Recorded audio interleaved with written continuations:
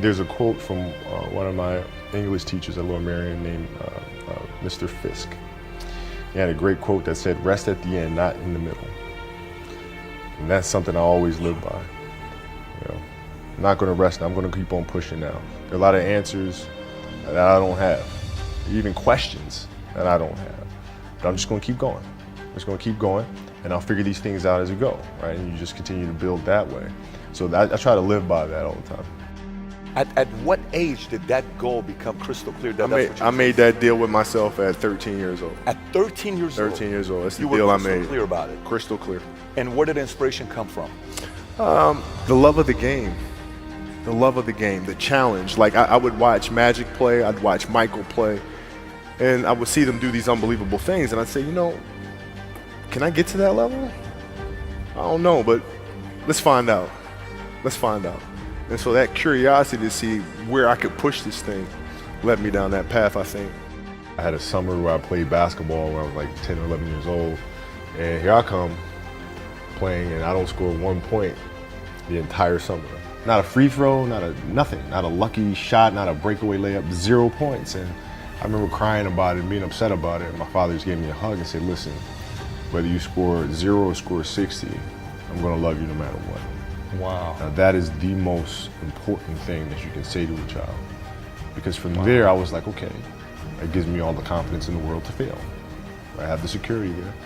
But to hell with that, I'm scoring 60. And from there I just went to work.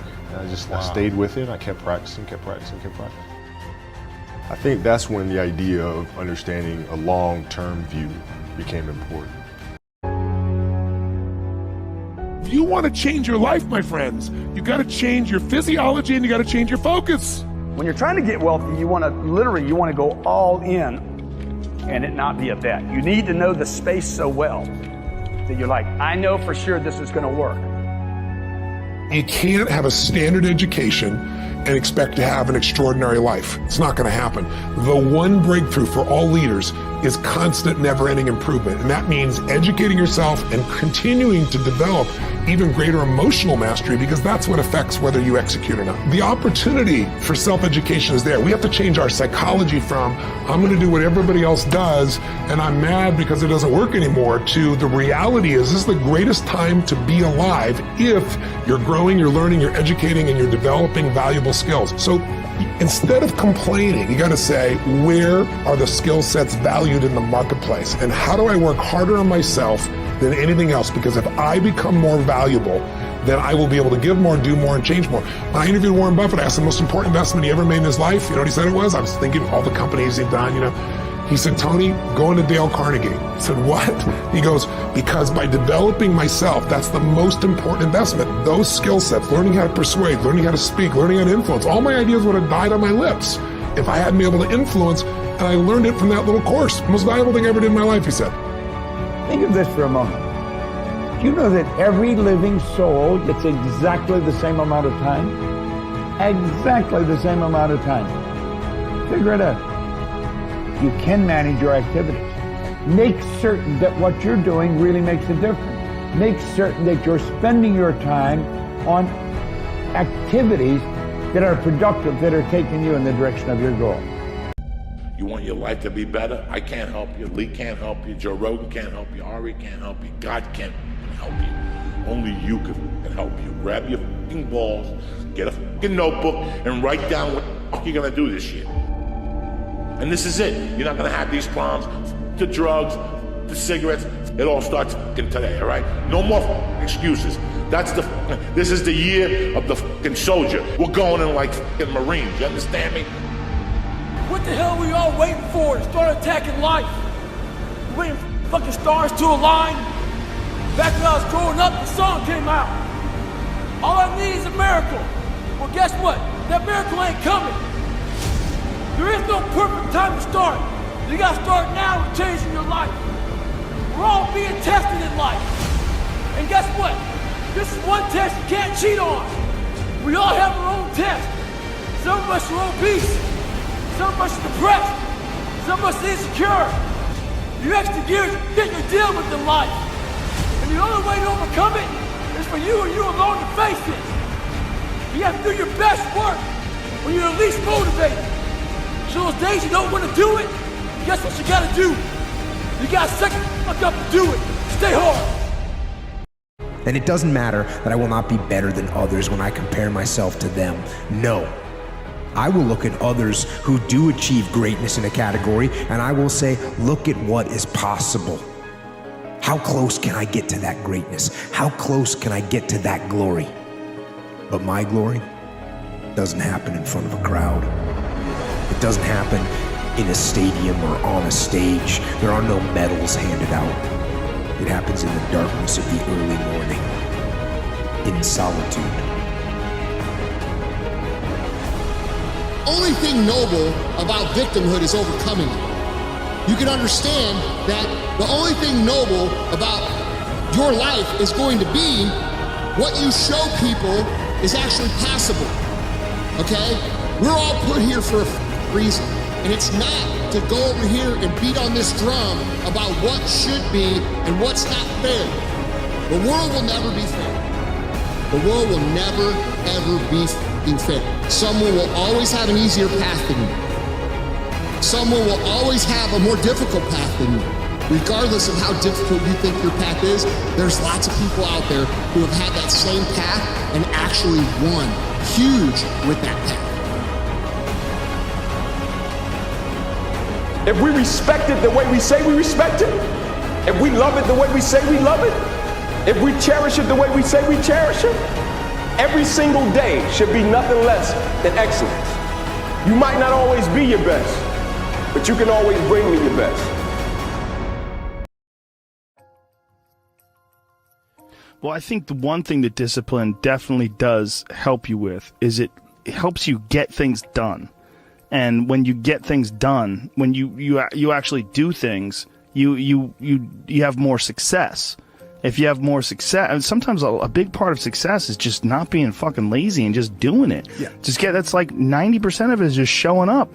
Get there and start working. Like, you're not going to feel perfect every day. If I only worked out when I felt good, I'd be a fat fuck. Because there's a lot of days I don't want to do it. It's pretty much the same with everybody that actually gets good at something. There's got to be those days you push through, and they're probably going to be more numerous than the days you don't. And so the benefit of discipline, in my eyes, has always been that through discipline I get things done. Yeah. I always say that I'm like the most lazy, disciplined person I know because I don't want to do it. Yeah, but I always do.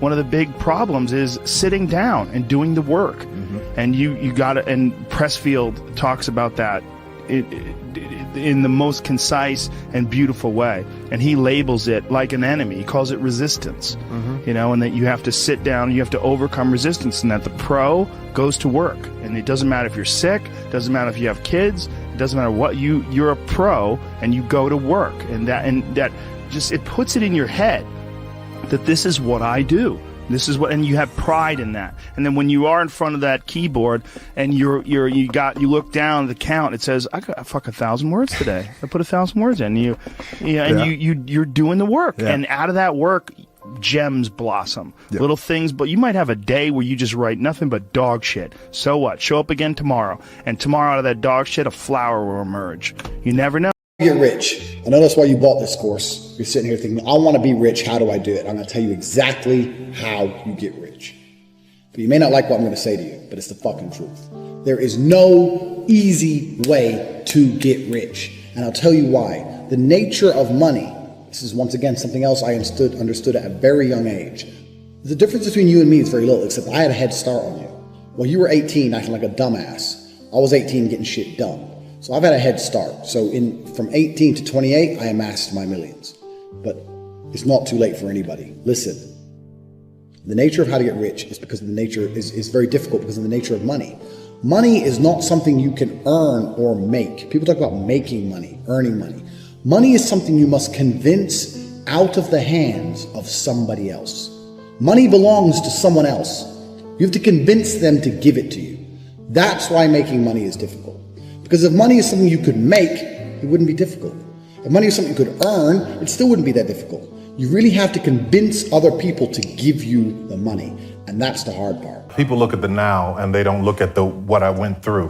And if you miss the through and look at the now, you tend to sometimes find yourself in envy of it or jealous of it. But if you look at the struggle and the walk, and it was very, very difficult. I came from a home that was, my mother was 16 years old when she met my father. He lied to her and said that he was rich and he was going to take her away from the small town Louisiana. They end up getting married and end up in New Orleans. And at 18, she's married, finds out he wasn't rich. He didn't have a ranch in Texas. He had nothing to offer her. And there she was, married to this man, broke, live in a nightclub trying to find somewhere for them to live. And at 18, she's pregnant with my sister, and then at 19 with my other sister, and I can tell she was trying to stop. Then around 24, I'm born into it. I'm born into this chaos and this hell between the two of them because they were just both very, very wounded people, and they were trying to raise a wounded child. My father had been abused since he was a kid, so he would beat my mother, he would beat me. He was just a man who was very, very violent and dark. And But of his own issues. And looking at it from this point again, looking at it from the now, where I am now, I understand it. And I was able to forgive it because I understand it. But coming through that and then growing up in New Orleans and having friends, during the 80s when there was an AIDS epidemic and we would go to church and every Sunday someone would die. Wow. I would go to school and someone would be murdered. Every day we'd go to school and one of his classmates was murdered. There wasn't any grief counseling. Nobody told you how to deal with it. I didn't think I was going to live to see 30 because everybody that I had known was either in jail or they had died. Wow. So I'm going through all of this, but in the midst of it, I have a mother. Come on. Who taught me about Jesus. Come on now. Who taught me about faith. Wow. Who taught me about God. Who wouldn't let me give up on it. And I have these extremes in my family because my mother was the type of Christian that believed at her level. Because on Friday night, she was drinking and smoking and playing cards. But Sunday morning, she's like, come on, baby, we're going to church. Then I had another aunt who was a demon-chasing, tongue-speaking, fire and brimstone, who believed at her level. So I found myself with this balance of finding that God, knowing God and understanding God and living in truth and living the life that God wants you to. It's also about living in balance. Not being too far either way, but just walking the path of faith that God wants and has for you, Yeah. Go listen to all my music. It's the codes of self-esteem. It's the codes of who you are. If you're a Kanye West fan, you're not a fan of me, you're a fan of yourself. You will believe in yourself. I'm just the espresso. I'm just a shot in the morning to get you going, to make you believe that you can overcome that situation that you're dealing with all the time. They have you in a box. You can save the world, but you are working on things that are too small. Take a step back. Stop worrying about your college, your loans. Stop worrying about what job that they got waiting for you in Silicon Valley. MIT, you can save the world.